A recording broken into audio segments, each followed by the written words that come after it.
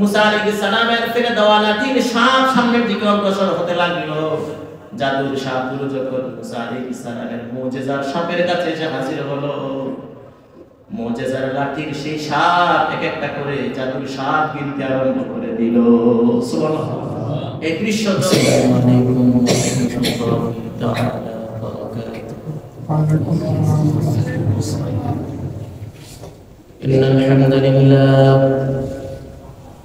إن الحمد لله نحمده ونستعينه ونستغفره ونؤمن به ونتوكل عليه ونعوذ بالله من شرور أنفسنا ومن سيئات أعمالنا من يهده الله فلا مضل له ومن يضلل فلا هادي له أي فلن تجد له وليا مرشدا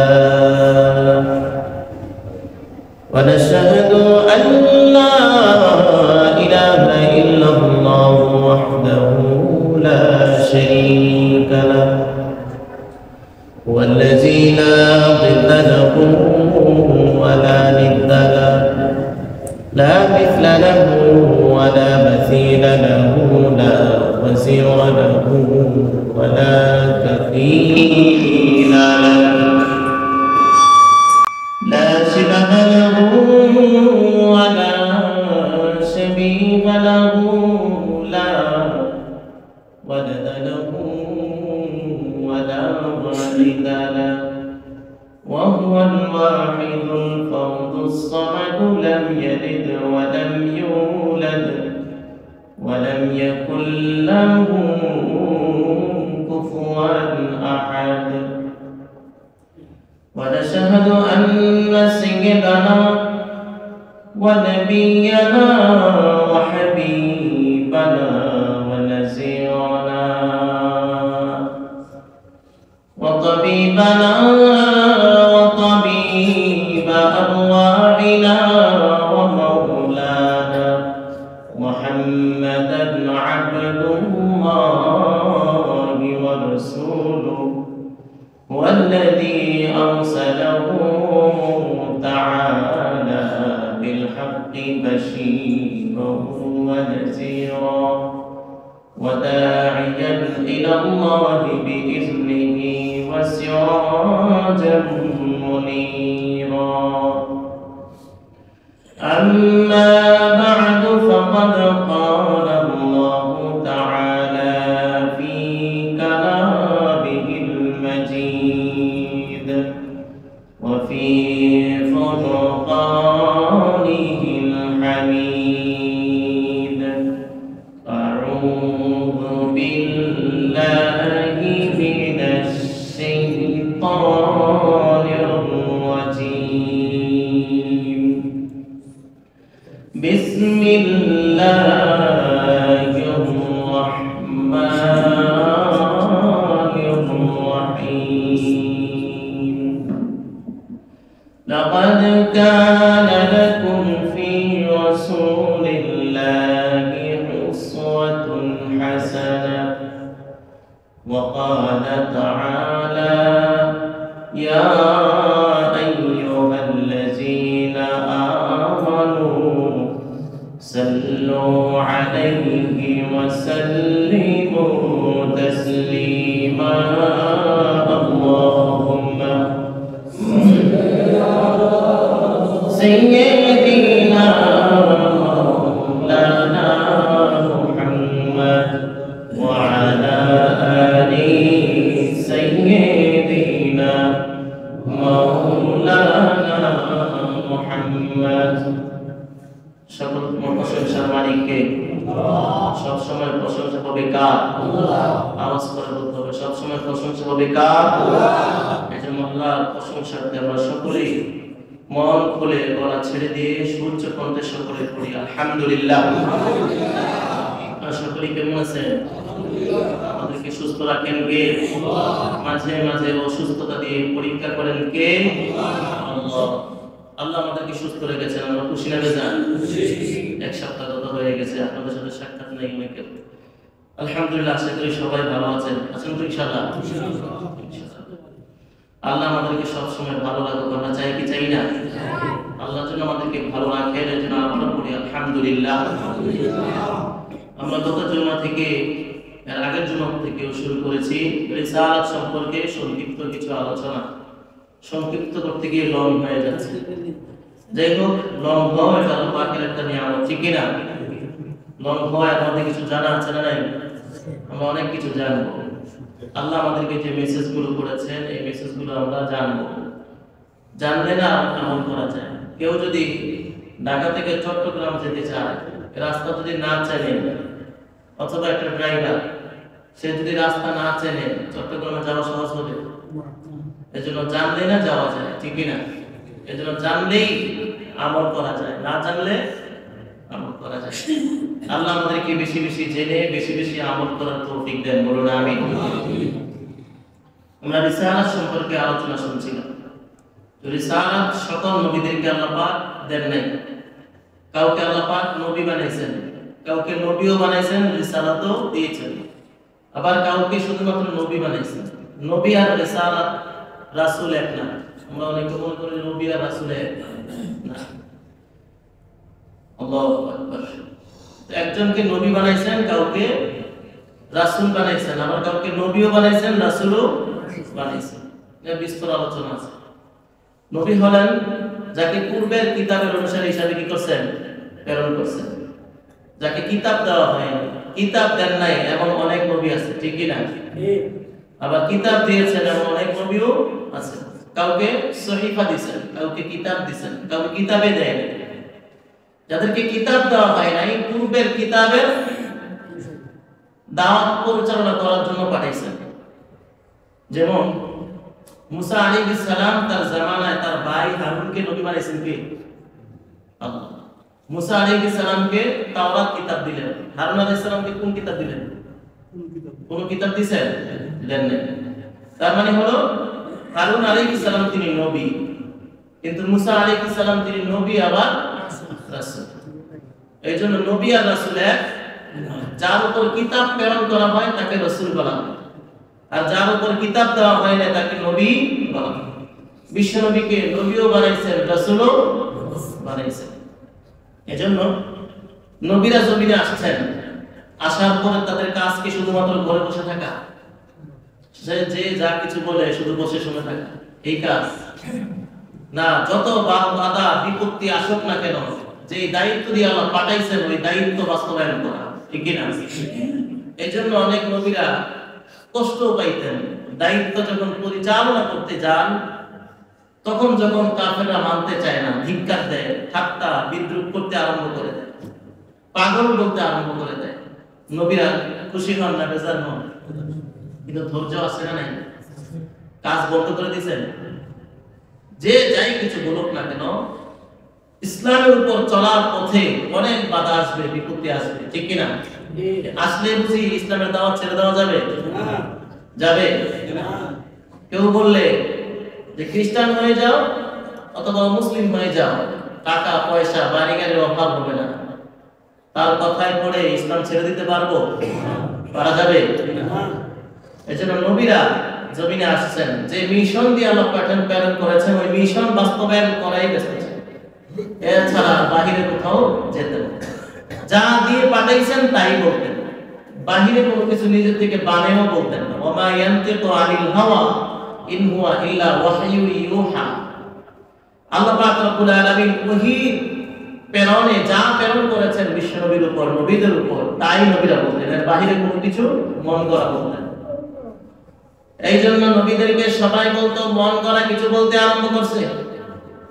পূর্বের যেই ধর্ম আছে ওই ধর্মকে পরিত্যাগ করেছে, নতুন ধর্মের দাওয়াত দিচ্ছে, পাগল হয়ে গিয়েছে, মন করা কিছু বলতে আরম্ভ করেছে, তাকে মানা যায় না। নবীদেরকে যখন এগুলা বলতে থাকতো আর বলতো মুজিজা দেখাও।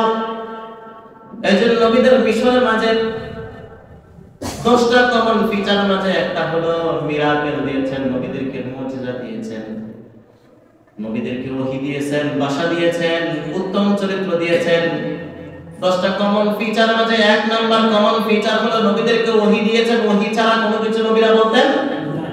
ওহীর মাধ্যমে আল্লাহর পক্ষ থেকে যা কিছু আসতো সব কিছুই বলতো, নিজের থেকে বানায় কিছু বলতেন না।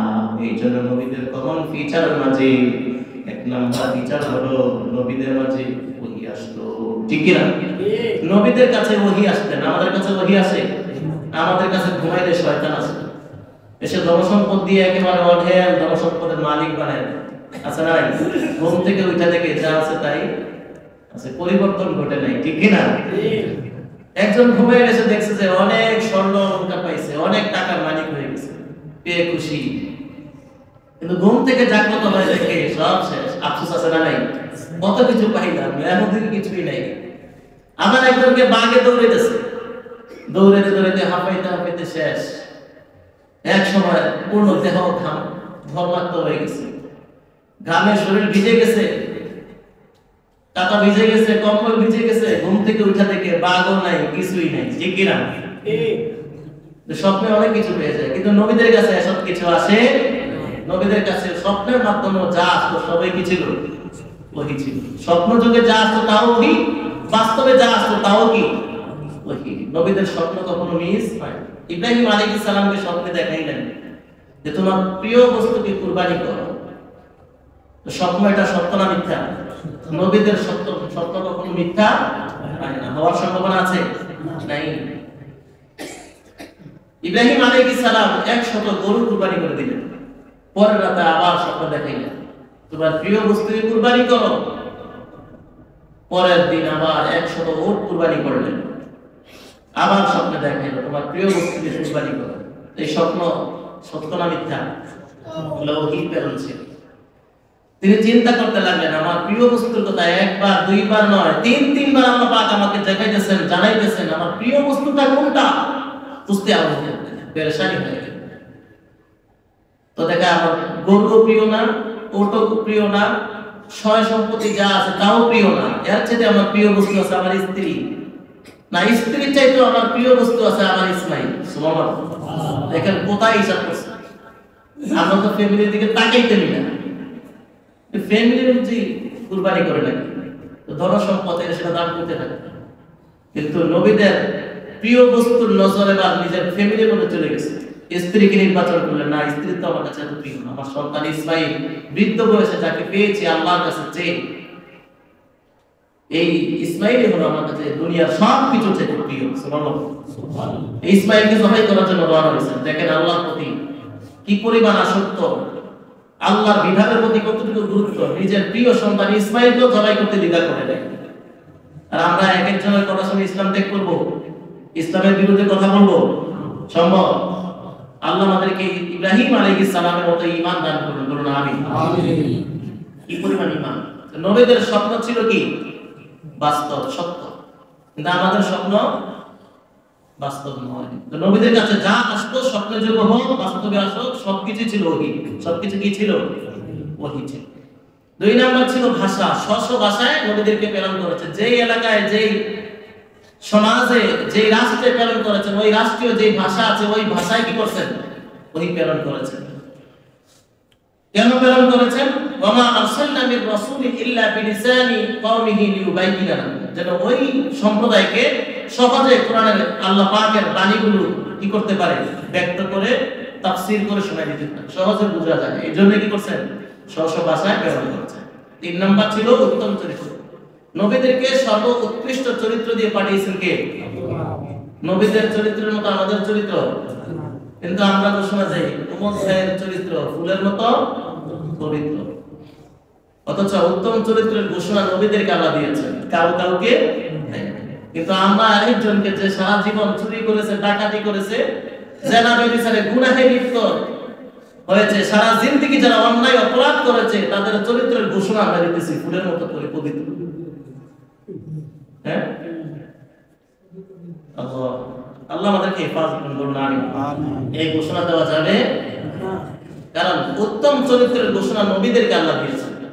কিন্তু আমরা বাচ্চা ছেলেই, বয়স কতই বা হয়েছে, 15-16 বছর হয়ে গেছে, আরেকজনের উত্তম চরিত্রের সার্টিফিকেট দিতেছে। ঠিক না? অথচ আল্লাহ ঘোষণা করছেন কাকে? নবীদের চরিত্র ছিল সবচেয়ে উৎকৃষ্ট চরিত্র। ওয়া ইন্নাকা লাআলা খুলুকিন আযীম, সবচেয়ে উৎকৃষ্ট চরিত্র দিয়ে পাঠাইছেন কাকে? নবীদের। শুরুতেই নয়, লাকাদ কানা লাকুম ফি রাসূলিল্লাহি উসওয়াতুন হাসানাহ, আমাদের আইডল হবে নবীরা, ঠিক কি না? নবীদের চরিত্র যেমন ছিল, নবীদের আদর্শ যেমন ছিল, এটা আমরা ধারণ করব, পারবো তো ইনশাআল্লাহ? কিন্তু আমরা এক একজনের স্টাইল, এক একজনের ধরন, এক একজনের চুল কাটার ডিজাইন, পোশাকের ডিজাইন, চলার ডিজাইন, হাঁটার ডিজাইন, খাওয়ার ডিজাইন, ডান হাতে বিড়ি খাবে, বাম হাতে চা খাবে, আছে না নাই? যে অমুসলিমরা বাম হাতে খাবার খায়, তাই সে ওই তাকে পছন্দ করে, তাকে আইডল মনে করে, তার এই সুরত, এই আকৃতি, এই ধরনকে সে গ্রহণ করেছে, বাম হাতে খাবার খাচ্ছে। অথচ নবী বলছেন তোমরা ডান হাতকে প্রাধান্য দাও, ঠিক কি না? ডান হাতে খাবার দিবে, বিসমিল্লাহ পড়বে। ডান হাত হলো সবচেয়ে কি উৎকৃষ্ট হাত, ডান হাত হলো সবচেয়ে দামি। অথচ আমরা ডান হাতে খাবার খাবো, এটা না খেয়ে বাম হাতে খেতে দেবো, কেমন দেখা যায়? এই হাত যত নোংরা কাজে যায়, ঠিক কি না? পেশাব পায়খানা, আপনি হাজত, এটাকে পরিষ্কার পরিচ্ছন্নতায় যাবেন, ডান হাত ব্যবহার করবো নাকি বাম হাত? ওই হাতে আমরা সবচেয়ে নাপাক বস্তু পরিষ্কার করি, এই হাতে আবার খাবার খাই। তার রুচির তো একটা ব্যাপার আছে, তাই না? যাই হোক, অমুসলিম যারা খাবার খায় বাম হাতে, এদের একটা কারণ আছে। কারণ আগে হাইকোর্ট ছিল না, এখন হাইকোর্টে বিপুল একেবারে ব্যাপকতা বেড়ে গেছে। সব জায়গায় হাইকোর্ট আছে না নাই? প্রত্যেকটা বাসায় এক একটা হাইকোর্ট আছে। এরা যখন সুষ্কর্ম পরিচালনা করে, তারা এটা পরিপূর্ণ করে, তখন কিন্তু দিলেও নেয় না, টিস্যু ব্যবহার করে না, তারা কিন্তু ডাইরেক্ট পানি মেরে দেয়। তো স্প্রে করে দিলে কিন্তু সেখানে পরিপূর্ণ ময়লা পরিষ্কার হয়। এরা তো বাম হাত ব্যবহার করে না, কিন্তু সেখানে স্প্রে করে তারা পরিষ্কার মনে করছে। কিন্তু এরা এইভাবে তারা যেহেতু বাম হাত ব্যবহার করে না, এই জন্য বাম হাতে কি করে খাবার খায়। কিন্তু মুসলমান তো সেখানে শুধু স্প্রে করে থাকবে না, ডিলাও ব্যবহার করতে হবে, টিস্যু ব্যবহার করতে হবে, পানি ব্যবহার করতে, স্প্রে করার পরও সেখানে হাত দিয়ে পরিষ্কার করতে হবে, না হয় পাক হওয়ার সম্ভাবনা নাই। কারণ আপনার ইসলাম ত্যাগ করার পরে যদি দেহের কোনো অংশ নাপাক লেগে থাকে, তাহলে ওই ব্যক্তির নামাজ কি হবে না। এজন্য মুসলমান হাত এটা ইউজ করতেই হবে, যত স্প্রে করবে, ডিলা ব্যবহার করতে হবে, টিস্যু ব্যবহার করতে হবে। আপনি তো মুসলমান, আপনি ওখানে হাত আপনার যাবে, নাপাক বস্তু আপনাকে পরিচ্ছন্ন করতে হয়, পরিষ্কার করতে হয়, আপনি হাত দিয়ে কিভাবে খাবার খাবেন? এজন্য ওই অমুসলিমদের সাথে মিলাইলে চলবে না। এদের একটা কারণ আছে, এরা ওই নাপাক আর পাক এটা খেয়াল করে না, স্প্রে করে চলে যায়। পাক থাকুক আর নাপাক থাকুক এটা বিষয় না, কারণ নামাজে তো পড়বে, ঠিক কি না? তো এদের সাথে যদি আমরা মিলিয়ে ফেলি, তাহলে আমাদের চলবে। যাই হোক, তো মুসলমান সবসময় ডান হাতকে কি করবে? প্রাধান্য দিবে। যে নবীরা ছিলেন উত্তম চরিত্র অধিকারী, আমরা যাকে তাকে উত্তম চরিত্র বানায় তাদের এই আকৃতি ধারণ করা যাবে, তাদের এই ব্যবহার বিধি ধারণ করা যাবে না। নবী আমাদেরকে হাদিসে যেভাবে বলে দিয়েছেন, আল্লাহ আমাদেরকে কোরআনে যেভাবে বলেছেন, এভাবে আমাদেরকে জীবন করতে হবে, ঠিক না? এর বাইরে যাওয়ার সুযোগ। নবীদেরকে উত্তম চরিত্র দিলেন, ওয়া ইন্নাকা লাআলা খুলুকিন আযীম। বিশ্বনবীকে আল্লাহ বললেন, তারা আপনাকে পাগল বলে, না না, আপনি নবুয়ত পেয়েছেন। অনেকে বলে আমাকে নবুয়ত দেন নাই কেন? আল্লাহ কেন আমাকে নবুয়ত দেন নাই?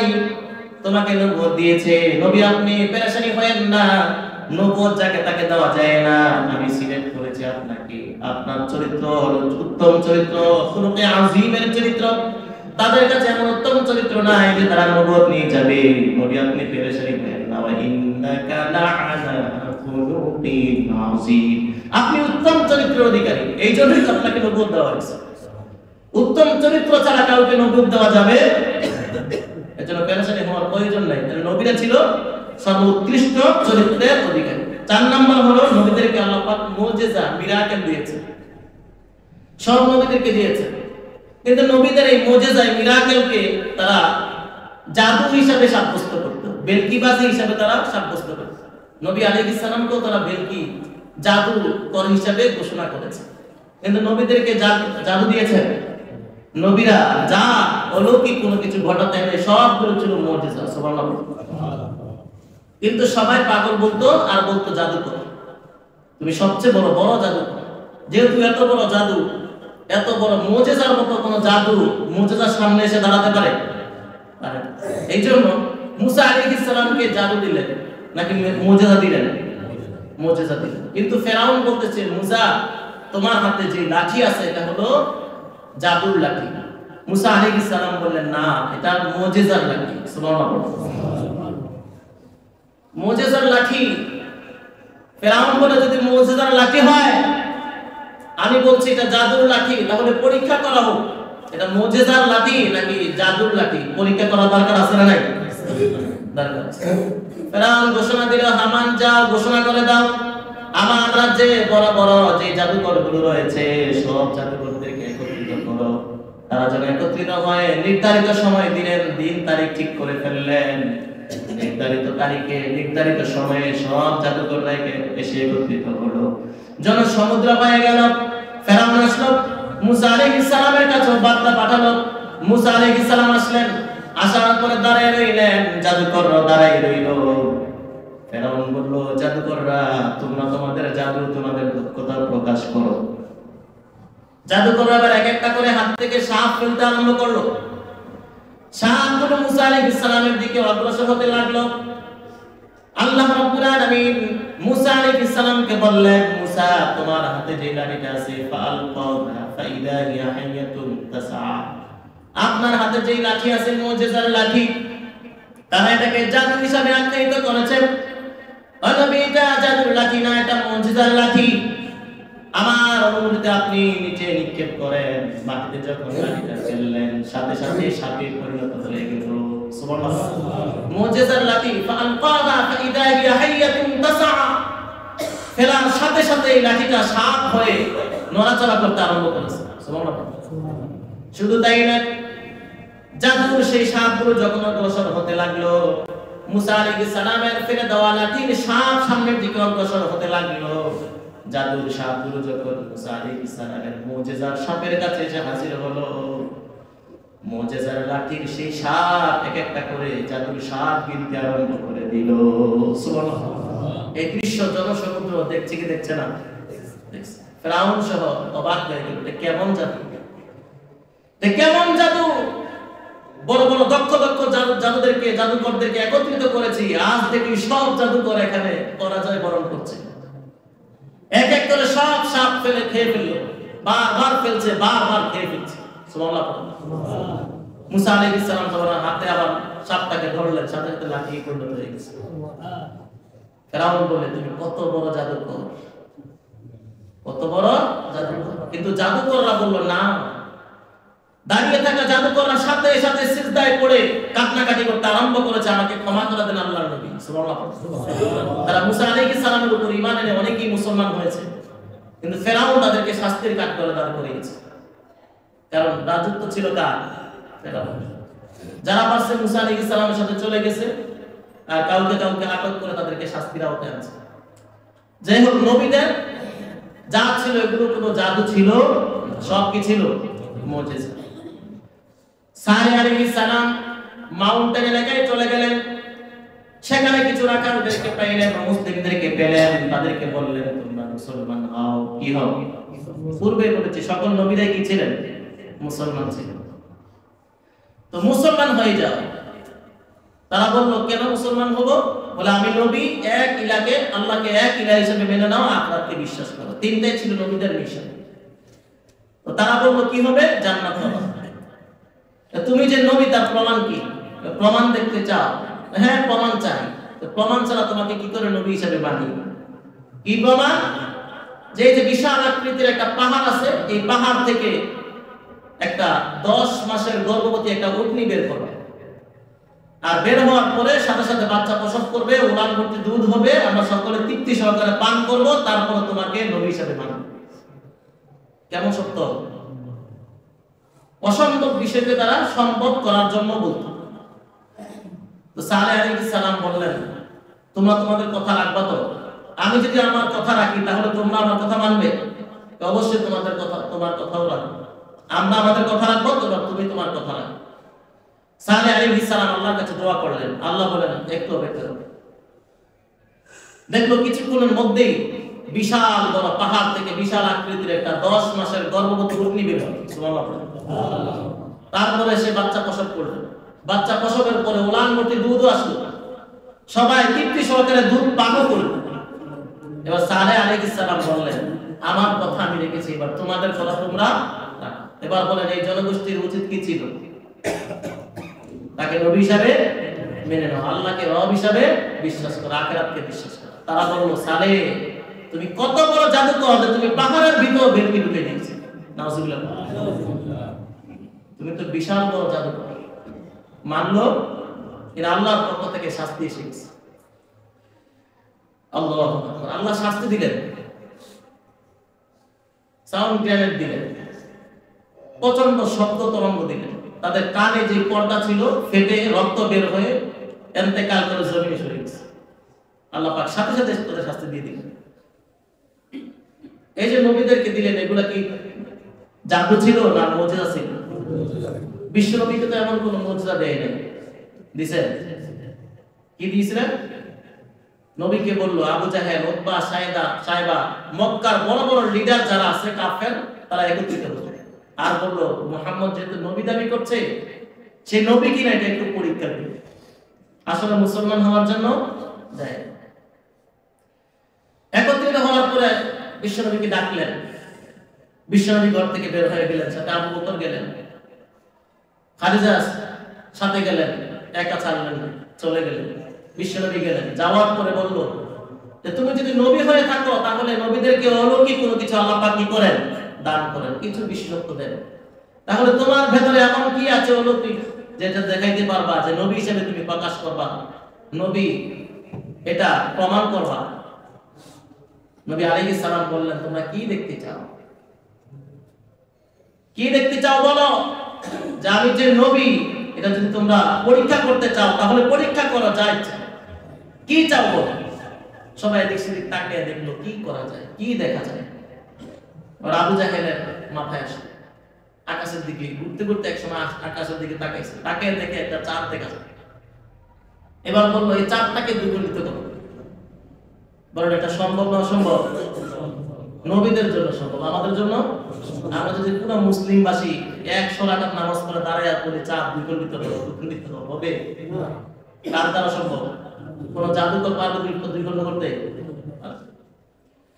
ইবহাম শাহাদাত আঙ্গুলি দ্বারা নবী যখন ইশারা করলেন সাথে সাথে দ্বিগুণিত করে দিলেন কে? ইকতারাবাতি সাআতু ওয়া শাক্কাল কমর, সাথে সাথে দ্বিগুণিত হয়ে গেল। সুবহানাল্লাহ। এবার আবু জাহেল বলতে আরম্ভ করলো, বাতিজা তুমি এত বড় জাদুকর এটা আমরা কখন কল্পনা করি। তুমি আমার বাতিজা এত বড় জাদুকর হয়ে আছো, এটা আমার জন্য গর্ব, কিন্তু নবী মানে। শুধু তাই নয়, সুরাকা যখন নবী আলাইহিস সালামকে খুঁজতে আরম্ভ করলো, হিজরতের কাহিনী সবাই জানেন তো। ইশারা নবী আলাইহিস সালামকে যখন হত্যা করার পরিকল্পনা করলো, নবী আলাইহিস সালাম রাতের বেলা আবু বকরকে সাথে নিয়ে যখন মক্কার মদিনার দিকে রওনা হলেন, সকালবেলা সংবাদ এসে গেছে নবী নাই, মক্কা থেকে চলে গেছে। এবার ঘোষণা করতে লাগলো, কেউ যদি মুহাম্মদকে জীবিত অথবা মৃত এনে আমাদের কাছে হাজির করাতে পারো তাহলে 100 লাল ঘোড়া উপহার দেব। 100 ঘোড়া। তখন ছিল তখনকার জামানায় 100 বাইক, মোটরসাইকেল, হ্যাঁ, R15। এই যে একটা ঘোষণা দিছি, এই সুরাকা এবার পাগল হয়ে গেছে। 100 লাল ঘোড়া, এটা মিস করা যায়? সেবার একটা ঘোড়ার উপর চড়লো আর দৌড়াতে আরম্ভ করলো। খুঁজতে খুঁজতে এক পর্যায়ে মুহাম্মদুর রাসূলুল্লাহ সাল্লাল্লাহু আলাইহি ওয়াসাল্লামকে মরুপ্রান্তে গিয়ে পেয়ে গেল। বিশ্বনবীর উপর আক্রমণ করবে ঠিক এমন কাছাকাছি চলে গেল, সাথে সাথে আল্লাহ পাক রব্বুল আলামিন মুজিজা প্রকাশ করে দিলেন। সুরাকার ঘোড়ার সামনের 2টা পা মরুপ্রান্তের মরুভূমি বালুর নিচে গেড়ে যায়। সুবহানাল্লাহ। ঘোড়ার সামনের 2টা পা মাটির নিচে গেড়ে গেল, সামনে আর যেতে পারছে না। বিশ্বনবী তাকিয়ে দেখছেন সুরাকা ঘোড়ার উপরে বসে রয়েছে আর ঘোড়ার 2 পা মাটির ভিতরে চলে গেছে। বিশ্বনবী তাকিয়ে দিলেন। সুরাকা বলতেছেন, মুহাম্মদ ক্ষমা করে দাও, ভুল হয়েছে। বিশ্বনবী বললেন, যাও ক্ষমা করে দিলাম, চলে যাও। বিশ্বনবী আবার হাঁটতে আরম্ভ করলেন। সুরাকা আবার দাঁড়িয়ে চিন্তা করলেন, আল্লাহ বিশ্বনবী ক্ষমা করছেন, 2 পা সাথে সাথে উঠে গেছে। সুরাকা দাঁড়িয়ে গেছে, বিশ্বনবী চলতে লাগলেন। কিছুক্ষণ পরে সুরাকা চিন্তা করলো 100 লাল ঘোড়া মিস করা যায়, আবার সামনে চলতে আরম্ভ করছে।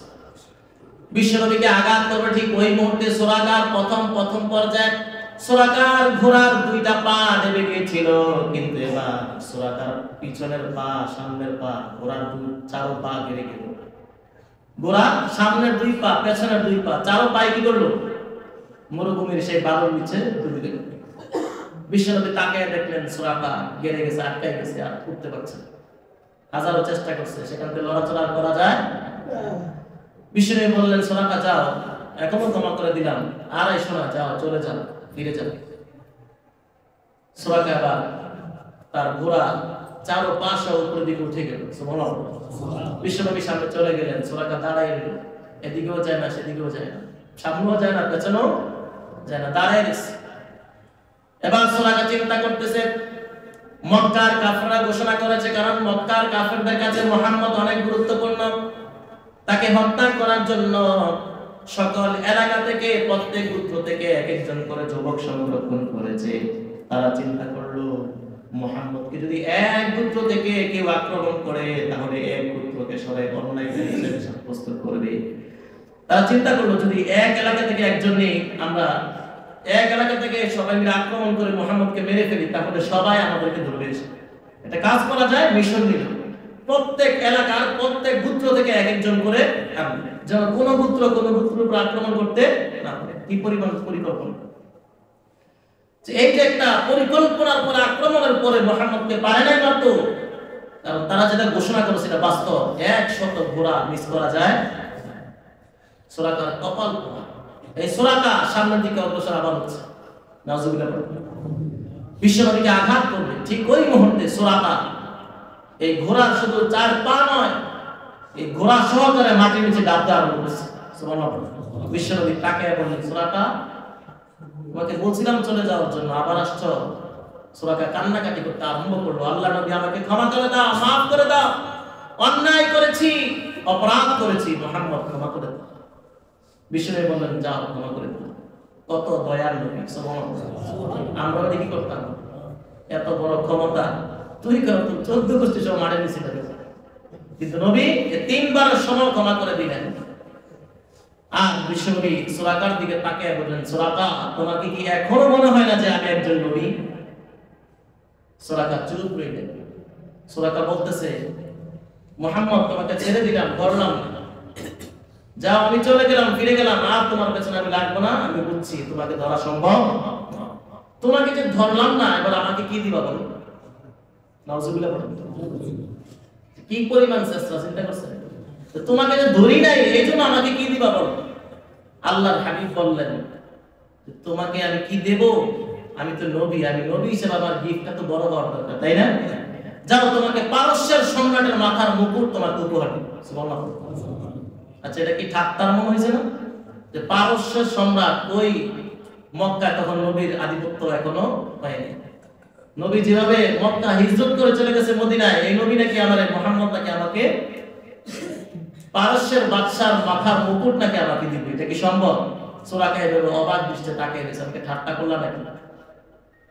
না, ঠাট্টা করিনি। যাও, সময় হলে তুমি পেয়ে যাবে। সেখান থেকে সুরাকা চলে আসছে, বিশ্বনবী মদিনায় চলে গেল। বিশ্বনবীর ইন্তেকাল হয়ে গেল। ওমর রাদিয়াল্লাহু তাআলা আনহুর জামানা যখন আসছে, পারস্য বিজয় হলো। পারস্য বিজয়ের পরে তখন যত গনিমতের মাল আছে, মণিমুক্তা, হীরা জওহর যা আছে, সব কিছু এসে এনে ওমর রাদিয়াল্লাহু তাআলা আনহুর পায়ের নিচে সব ফেললেন। ওমর রাদিয়াল্লাহু তাআলা আনহু এই গনিমতের দিকে তাকিয়ে দেখলেন পারস্যের মাথার সেই মুকুট, স্বর্ণ, রূপ্য, মণিমুক্তা খচিত যে মুকুটটা আছে, মুকুটটা দেখা যাচ্ছে। এবার ওমর রাদিয়াল্লাহু তাআলা আনহু একজন সাহাবীকে বললেন, যাও, সুরাকা যে আছে সুরাকা নিয়ে আসো। সুরাকা তখন বৃদ্ধ হয়ে গেছে, বয়স হয়ে গেছে, লাঠি করতে হাঁটে, কিন্তু মুসলমান হয় না। এই সুরাকাকে নিয়ে আসো। এবার একজন গিয়ে সুরাকাকে নিয়ে আসলেন। আসার পরে তোমার নিজের এই মুকুটটা নিয়ে সুরাকার মাথায় পরিয়ে দিলেন। সুবহানাল্লাহ। ওমর এদিক সেদিক কোনো কিছু বললেন না। ওমর বললেন, সুরাকা, আল্লাহ নবীকে মারার জন্য গিয়েছিলে, আল্লাহ নবী তোমাকে উপহারটার কথা বলেছিল, তুমি ঠাট্টা করেছিলে, তুমি কিছুই মনে করেছিলে না, নাও নবীর কথা তো কখনো মিস হয় না, নাও তুমি তোমার মুকুট নিয়ে যাও। দেখেন পারস্যের মুকুট দিবে, এই যে নবীর মুজিজা প্রকাশ পেয়েছে, এগুলা কি জাদু ছিল না মুজিজা ছিল? মুজিজা ছিল। নবীদেরকে আল্লাহ পাক যা দিলেন সবই ছিল কি? মুজিজা। আল্লাহ পাক রব্বুল আলামিন ঈসা আলাইহিস সালামকে মুজিজা দিলেন। ঈসা আলাইহিস সালাম যখন কোন অন্ধ ব্যক্তির চোখের উপর হাত বুলাই দিতেন, সাথে সাথে অন্ধ ব্যক্তি চোখের দৃষ্টি ফিরে যেত। সুবহানাল্লাহ। কোন কুষ্ঠ রোগীর গায়ের মধ্যে হাত বুলাই দিলে সুস্থ হয়ে যেত। গোরস্থানের পাশ দিয়ে হেঁটে যাচ্ছেন আর বলতেন কুম বিইজনিল্লাহ, আল্লাহর নামে এই গোরস্থানের কবরবাসী দাঁড়িয়ে যাও, সাথে সাথে জীবিত হয়ে দাঁড়িয়ে যেত। সুবহানাল্লাহ। এগুলা জাদু ছিল না মুজিজা ছিল? নবীদেরকে আল্লাহ পাক মুজিজা দিয়েছেন, কোন জাদু ছিল না। জানলাম তো ইনশাআল্লাহ। আজকে আমরা কোনদিন কারো কথায় বিশ্বাস করবো যে নবীরা জাদু জানতো? জাদু আর মুজিজা কখনো এক না, কারণ মুজিজা যেগুলো সেগুলো সরাসরি বাস্তবায়ন। 5 নাম্বার নবীদেরকে কমন ফিচার মধ্যে 5 নাম্বার হলো নবীদেরকে একই মিশনের মধ্যে সব নবী আসছে এক মিশন নিয়ে। তাদের মিশন ছিল 3টা। কয়টা? এক হলো তাওহীদ, 2 নাম্বার রিসালাত, 3 নাম্বার আখিরাত। তাওহীদ, রিসালাত, আখিরাত, এই 3 মিশনের উপর সকল নবীরা জমিনে কি করছেন? আগমন করেছেন। এই নিয়ে আমরা সামনে ইনশাআল্লাহ আগামী জুমায় ইনশাআল্লাহ সমাপ্তি চেষ্টা করব ইনশাআল্লাহ। তো আল্লাহ আমরা যা কিছু জানলাম বুঝলাম, আল্লাহ আমাদেরকে এর উপর আমল করার তৌফিক দেন, বলুন আমিন। আপনাদের কাছে একটা ছোট্ট পরামর্শ চাচ্ছি। আমাদের মাঝে অনেক মুসলিমের কেরাম আছেন আলহামদুলিল্লাহ, ওনারা কোরআন থেকে কিছু জানতে চায়। আল্লাহ পাক যে মেসেজগুলো দিলেন এগুলো আমরা পার্সোনালি ভাবে আল্লাহ তাআলার এই বাণী থেকে আমরা মেসেজগুলো তাফসীর সহকারে শুনতে চাই। আল্লাহ আমাদেরকে কোরআনের তাফসীরগুলো ধারাবাহিকভাবে শুনে আমাদের জীবন সুন্দর করে আলোকিত করার তৌফিক দান করুন আমিন। যারা পদক্ষেপ নিয়েছেন তাদেরকে আল্লাহ কবুল করুন, বলুন আমিন। আলহামদুলিল্লাহি রাব্বিল আলামিন।